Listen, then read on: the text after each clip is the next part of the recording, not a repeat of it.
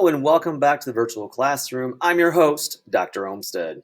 Today's topic is Enlightened Despotism. Now before we begin, as always, take a moment, hit pause on this video, jot down that lecture outline to the right, and pay particular attention to those key terms at your left. Make sure you can identify the who, what, where, when, and why. Be able to connect them to each other and their larger historical significance. You got it? Let's get started. Now, we left off talking about this big hallmark event, the Enlightenment period.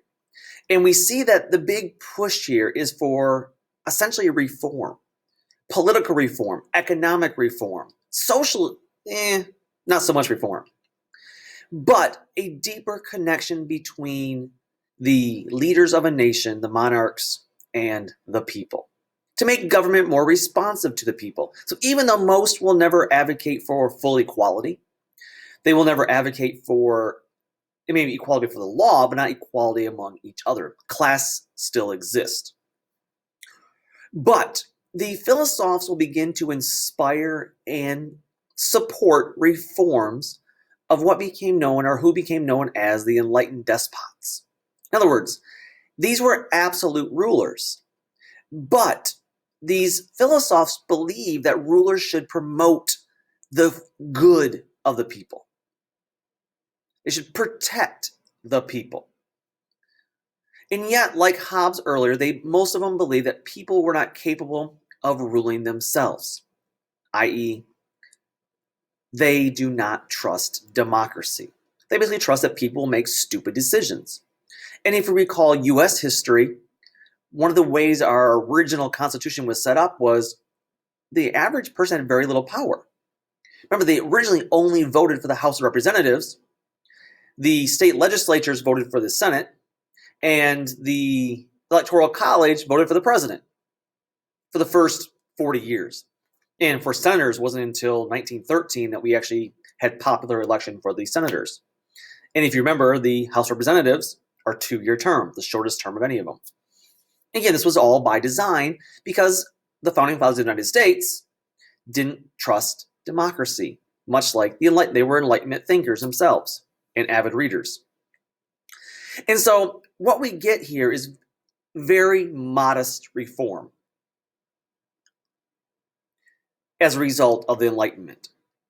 And one thing we will get is, in fact, toleration. By 1800, most governments have extended toleration to Christian minority groups, and in some cases, even civil equality to Jews. Now remember, there are different levels of toleration, there's different levels of acceptance, there's different levels of citizenship. Right? There's one thing to be equal before the law, and be able to practice your religion. There's a whole separate category for, are you able to have certain jobs? So economic equality. And often maybe Jews will be granted toleration in the sense that, hey, yes, you can be a Jew and practice openly. But that doesn't mean we have to let you work in government jobs. We don't trust you. And so there's a whole separate category there. In addition, they streamlined legal codes. So they got rid of some irrational customs and try to make, again, at least equality before the law. You would see an increased access to education, and you would see the reduction or elimination of death penalty and torture. So you kind of the overall summary of what we're going to talk about today. These kind of modest reforms that these enlightened despots, these monarchical rulers, are going to begin to employ in their nation. So, number one, religious toleration, but with some caveats. Streamline legal codes to make equality before the law. Increase access to education, and elimination or reduction of torture and death penalty. Those kind of four things. Now, as you see in my slide right now, most of Europe's rulers began to employ some form of some form of enlightened reforms, except the two men on your screen who have no interest in the philosophers or the idea of enlightened despotism. So England, King George III, the monarch who will be there when the colonies rebel. And of course, good old Louis XV, the successor to Louis XIV in France. So largely, there will be very little reform under the idea of enlightened despotism in France and England, but Germany. Germany was quite interested. And so what we see here is the rise of Frederick the Great, aka Frederick II. He becomes one of the greatest rulers in German history. He is the son of Frederick Wilhelm I. And as a result, Frederick William I will give Frederick II a strong military education. And he will be profoundly influenced by the ideals of the Enlightenment. He actually considered French learning to be superior.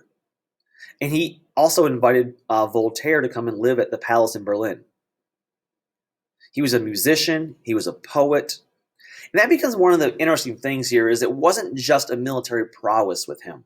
He had a great respect for education in general and for the arts with music and poetry. And he had, philosophies like Voltaire.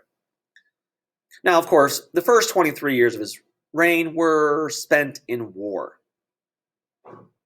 And of course, we have a number of wars that will be a part of this. The first one was the War of Austrian Succession we talked about previously.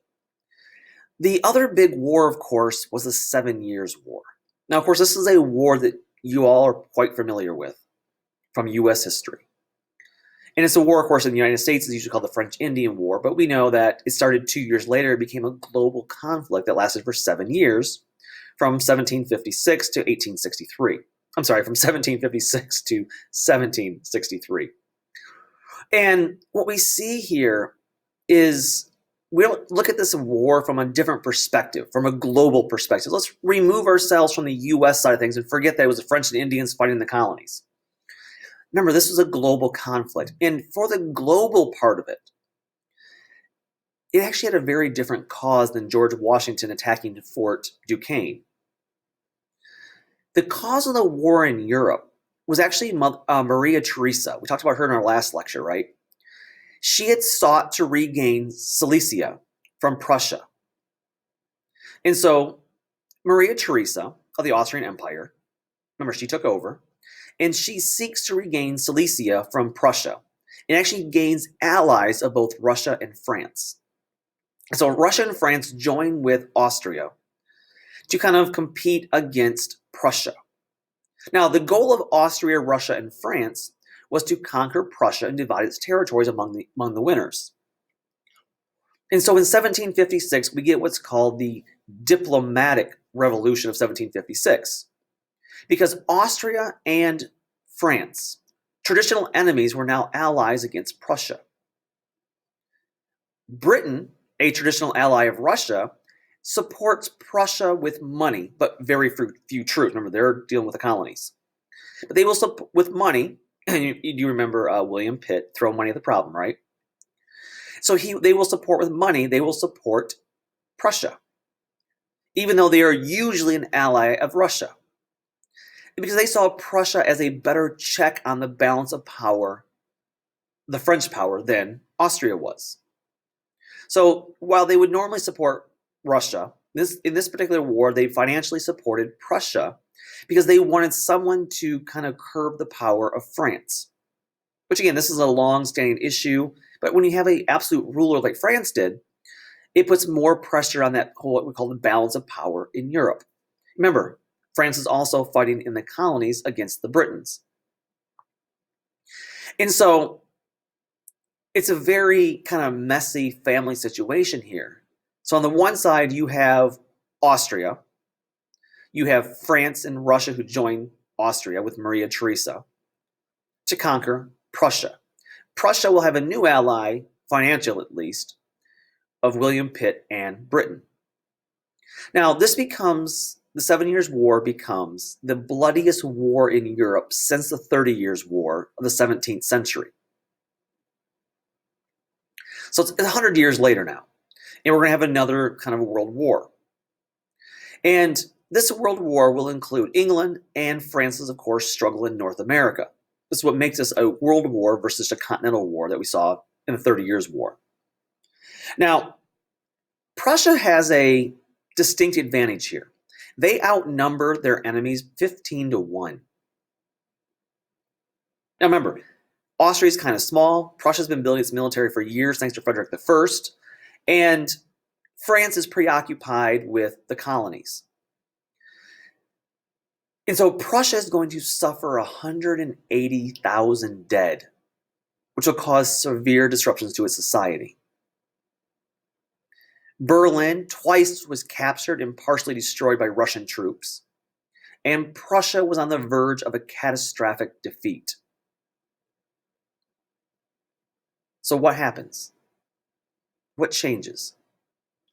Well, if you remember, one thing that's going to change is Britain's going to get tired of fighting. France is going to lose the war in the colonies by 1761, even though the fighting will go on for 2 more years in Europe. And inexplicably, the Russian Tsar Peter III is going to withdraw Russia from the war in 1763. So Russia's twice captured Berlin. They partially destroyed it. They got Prussia on the run, who suffered 180,000 dead. But Tsar Peter III was a great admirer of Frederick II. And in 1763, tired of fighting, he withdraws his troops. He withdraws himself from the war. Now, this does 2 things for Russia. Well, 2 things in general. Number 1 is it saves Prussia from certain defeat. Had Russia stayed in the war, it's pretty certain that Prussia would cease to exist. It would have been carved up. You might never get maybe possibly world wars even, as far as Germany's involvement. Peter was then assassinated by Catherine II. Well, he was assassinated, plotted against, and replaced by Catherine II. And leads us to the end of the war, which is, of course, the Treaty of Paris, 1763, the one you all know. And, of course, this becomes the most important peace treaty of the 18th century, and really the most important peace treaty since the Treaty of Westphalia back in 1648, 200 years later.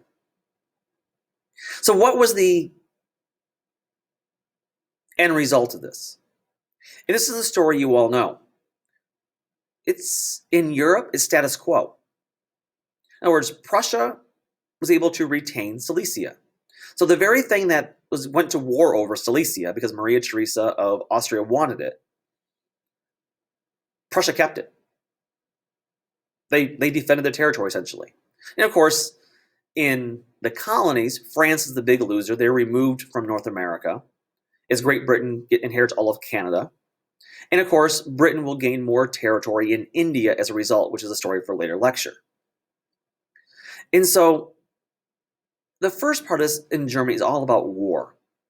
And while Frederick the Great, will in fact begin to develop after this war into a much better ruler, the early years of his life are strictly all about war.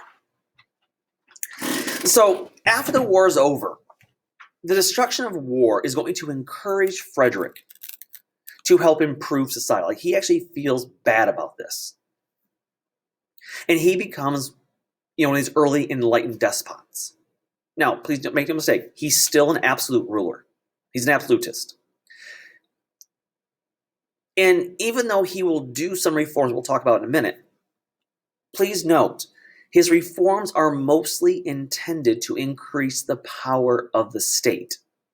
So he's going to do some needed reforms. They're going to be good, some good things. But for the most part, they're intended to increase the rule of the state. And actually, the peasants will see very little benefit, even though that is the point. So it's a mixed bag as far as the overall effect. The intent is there. The laws are passed. And while it will, in the future, pay dividends, in the short term, peasants will see very little benefit. So what does he do? Well, he will allow religious freedom. Psst. But not for Jews. But Jews will finally gain some religious freedom in 1794, 8 years after Frederick's death.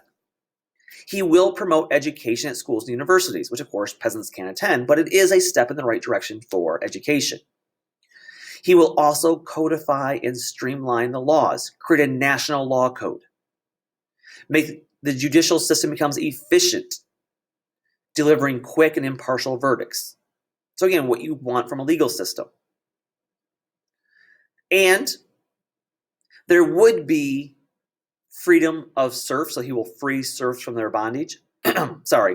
He will free serfs from their bondage only on the crown-owned lands. So on noble estates, in order to maintain control of the nobility, he will not free serfs on noble land, only on his own land. And he will, by the way, abolish capital punishment, so death penalty, except in the army. In the army, it's okay. But despite all these reforms, which are considered enlightened reforms, makes him an enlightened despot. Ultimately, the social structure in Prussia remains heavily stratified. Serfdom will remain on noble lands, and middle class will find it very difficult for upward mobility. So what about Russia? And we just talked about, Peter III. He'll be assassinated, and she will become the queen of Russia. Now, Catherine the Great will actually become one of the greatest rulers in European history. Even though as a reformer, she's probably the least enlightened of all the enlightened despots. She was a German princess who became queen after her husband Peter III was assassinated, 7 Years' War. She took part in the assassination plot. And she was also a lover of French culture. In fact, she actually refused to speak either German or Russian. And she considered herself a child of the Enlightenment. Yeah, notice the trend here with lovers of French culture. In fact, Denis Diderot, we talked about him last time, he will be in her court for a short time. And she will begin to import Western culture into Russia, including architects, artists, musicians, and writers. And so she will begin to bring in some of that Western culture and in the artistic ideas of education and the arts. She will also support some educational reforms, including the first private printing press. So in other words, this is reducing censorship. She will also found a school for noble girls. So again, this is only for nobility, but educate the women. Again, limited, but the women. She will also allow limited religious toleration. Not so much for Jews. Jews will actually be much persecuted in Russia. And Jews will not be allowed to participate in certain trades or even certain agricultural work. Now in 1773, though, the Pugachev Rebellion, one of your key terms today. The Pugachev Rebellion.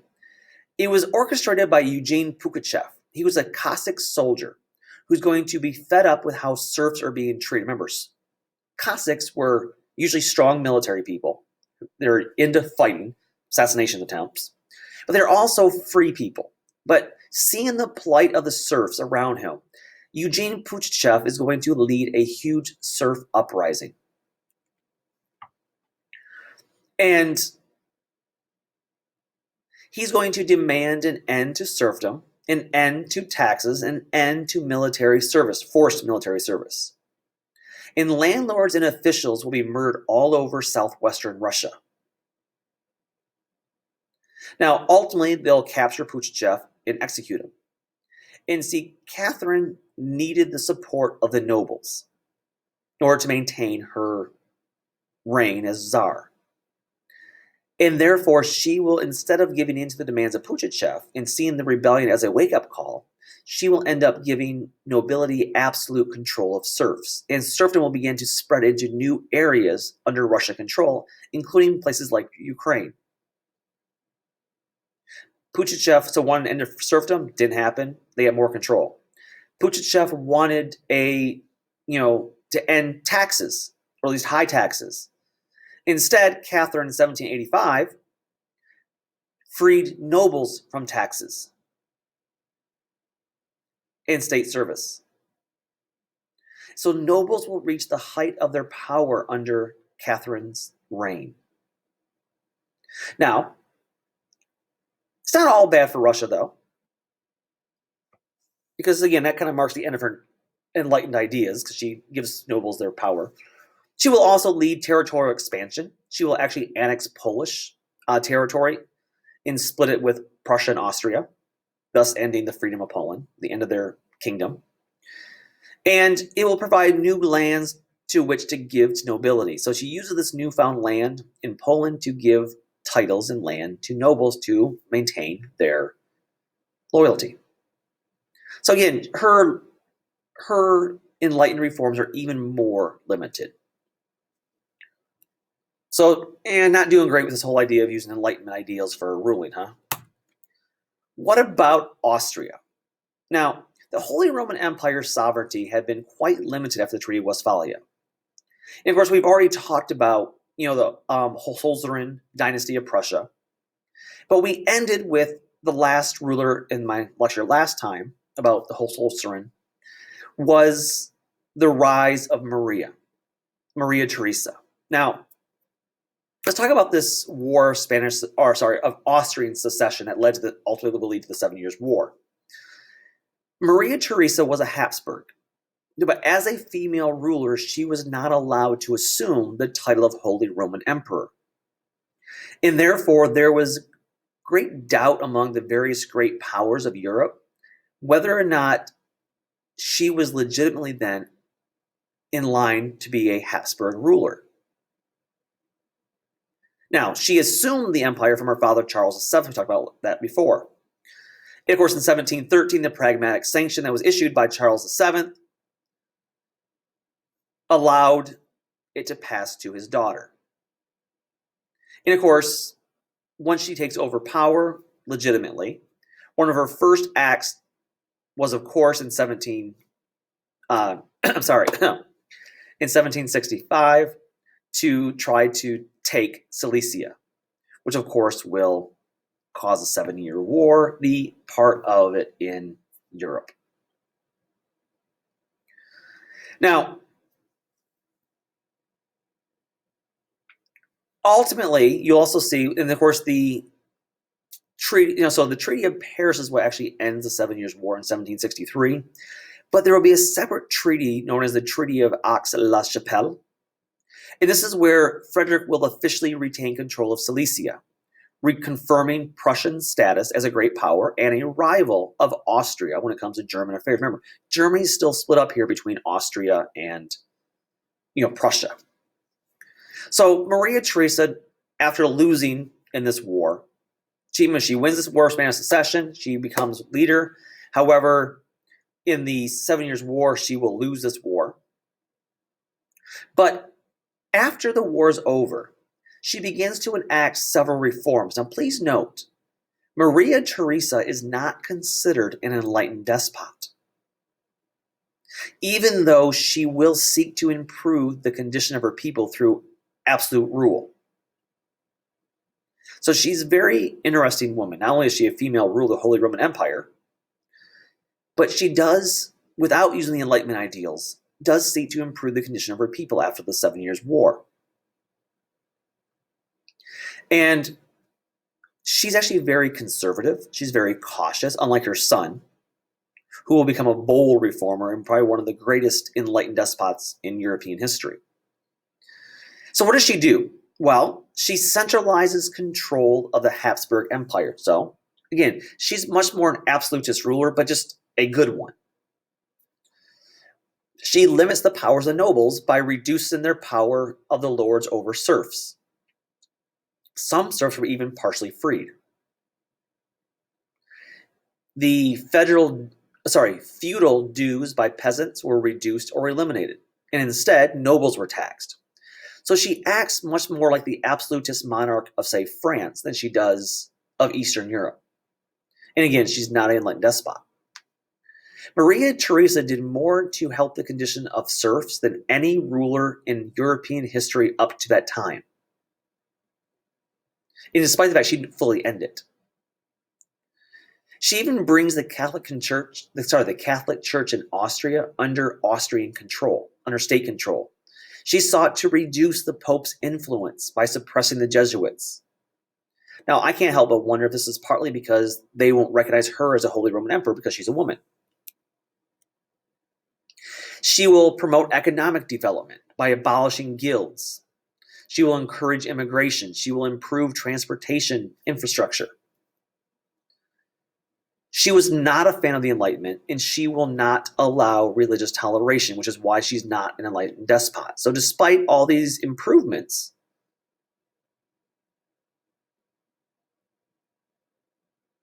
and good she does for the people, especially the serfs, she is not an enlightened despot because she's not a fan of the Enlightenment, and she will never allow religious toleration. But her son, Joseph II, he will initially rule with his mother, Maria Theresa, as a co-regent until her death in 1780. And he will perhaps be the greatest of the enlightened despots in terms of reform, but in many ways the least effective. He's kind of an oxymoron in that respect. It makes him fascinating to talk about. So on the one hand, he is perhaps the greatest enlightened despot in European history. On the other hand,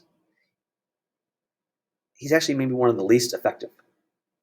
What do I mean by that? Well, first of all, he was deeply influenced by the Enlightenment and the emphasis on reform.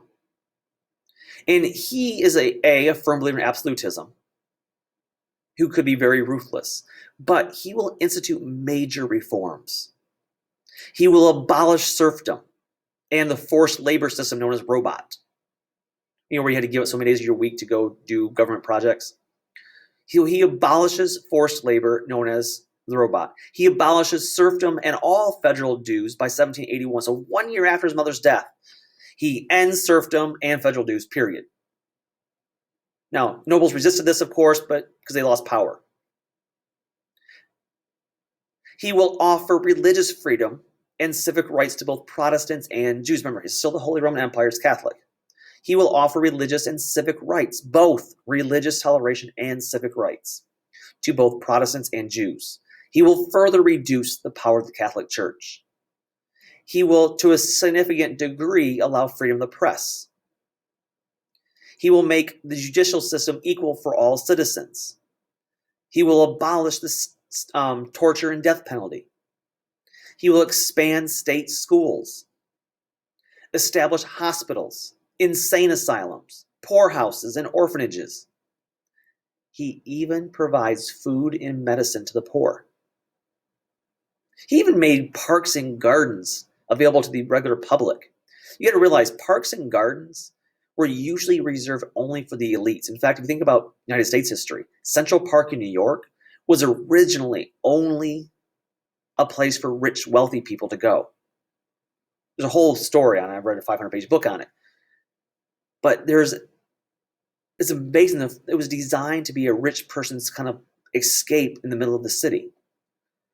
And you see the very similar thing in Europe, where these rich people make these gardens and these parks. They're only they are allowed to be there. He opens them up to the poor. So why do I say he's the greatest reformer? Well, because of all these reasons: abolishing serfdom, feudal dues, freedom of religion, including civic equality for Jews and Protestants, freedom of the press, reduce the Catholic Church, education, abolish torture and death penalty. All of these things are phenomenal reforms that he deserves praise for. Unfortunately, right after his death, the nobles pushed back, and they will rescind the abolishment of slavery that he instituted. So by 1791, before even the end of the century, they have rescinded most of his ideas. The nobles have reversed the decisions, and they've reinstituted serfdom in a period of about 10 years. And so after Joseph's reign, Austria Empire is going to significantly decline. They will be defeated several times in war by the Ottoman Empire.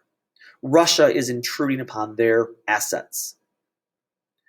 And as a result of the defeat in war and a much weaker ruler, the rebellion of the nobles, his successor, Leopold II, will be forced to reverse many of Joseph's radical reforms just to maintain control of the empire. So on the one hand, Joseph II was a phenomenal enlightened despot reformer. He is the hallmark poster child for it. But in the end, he's maybe one of the least effective because his reforms will not last. Within 10 years after his death, almost everything he did is reversed because nobles are fighting back. They're being defeated in war by the Ottoman Empire. Russia's intruding on their possessions, and his successor, Leopold II, is going to be forced to reverse the policies. And so, can we say there was actually a huge change here as a result of the Enlightenment? Probably not. I mean, were there reforms? Yes. Are those reforms important to the people? Yes. But the reality is it's quite modest. And needless to say, maybe this is why the later Enlightenment period became much more pessimistic, cynical, because they've started to see some of these rulers implement the ideas and they're not going as planned. And maybe that's why United States history is very different. But we'll talk more about those issues later. So until next time, take care and bye-bye.